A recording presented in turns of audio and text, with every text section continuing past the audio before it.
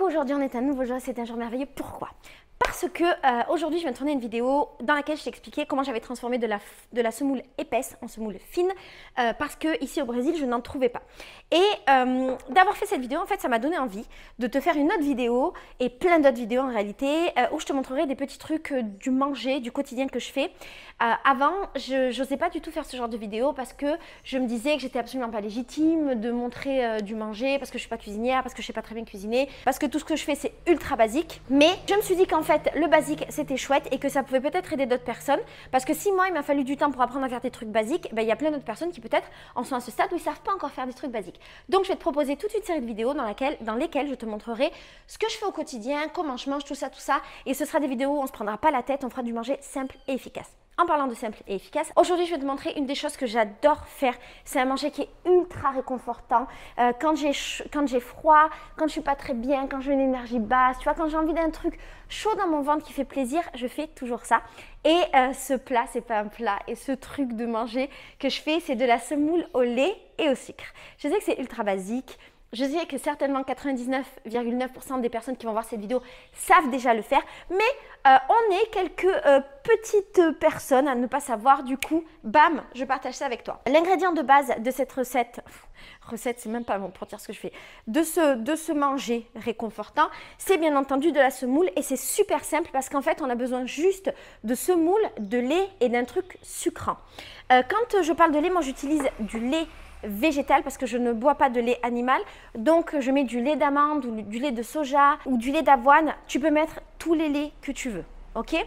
En ce qui concerne le truc sucrant, ça peut être du sucre, ça peut être du miel.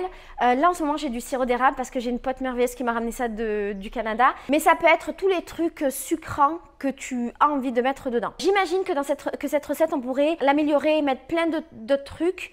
Mais moi j'aime les choses ultra basiques et vraiment le manger réconfortant c'est quelque chose d'important dans ma vie.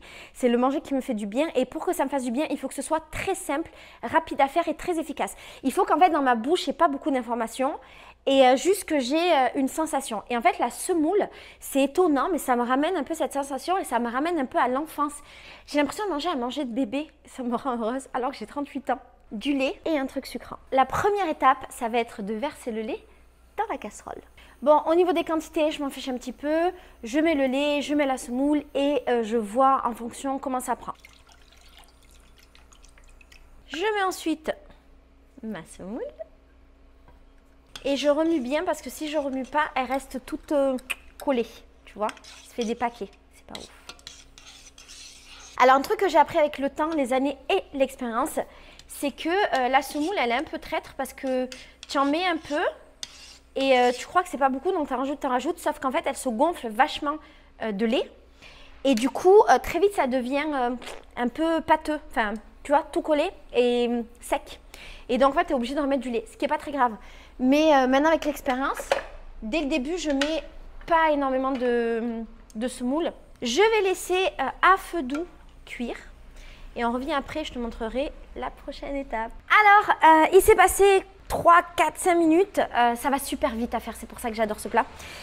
Comment voir si la semoule est prête? En la goûtant, tout simplement. Et aussi, quand on a cette texture-là, à savoir que la semoule, elle a absorbé tout le lait. Quand c'est comme ça, si on laisse comme ça là, et ben la semoule va continuer à absorber. Et du coup, c'est là que ça va devenir un petit peu sec, ce qui n'est pas grave. Moi, ce que je fais, c'est que quand elle est chaude, quand elle est comme ça, toute molle et tout, j'aime trop, je la mange. Et ce qui reste, après, je remets du lait et je refais cuire quelques secondes et ça marche super bien. Donc voilà, là, la semoule est prête. Elle est toute molle, elle est fondante dans la bouche. C'est merveilleux, c'est vraiment ultra réconfortant. J'ai l'impression de manger de la blédina de quand j'étais petite. Ce que je vais faire tout simplement, c'est que je vais la mettre dans mon bol et mettre mon truc sucré au-dessus. Ça, c'est le merveilleux sirop d'érable. Comment faire? Quand tu sucres selon tes envies, ta convenance, tout ça. Je mélange.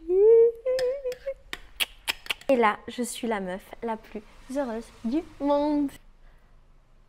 Mon Dieu. Vraiment, ça rend trop heureux. Je te laisse sur ça. Je te fais des bisous. Dis-moi dans les commentaires si tu connaissais pas, si tu avais l'habitude de faire ou pas faire. J'imagine qu'il y a plein de manières d'utiliser la semoule comme ça ou de faire ce genre de truc, peut-être même avec du salé. C'est pas trop mon délire, mais pourquoi pas. Je te fais des bisous. Ciao.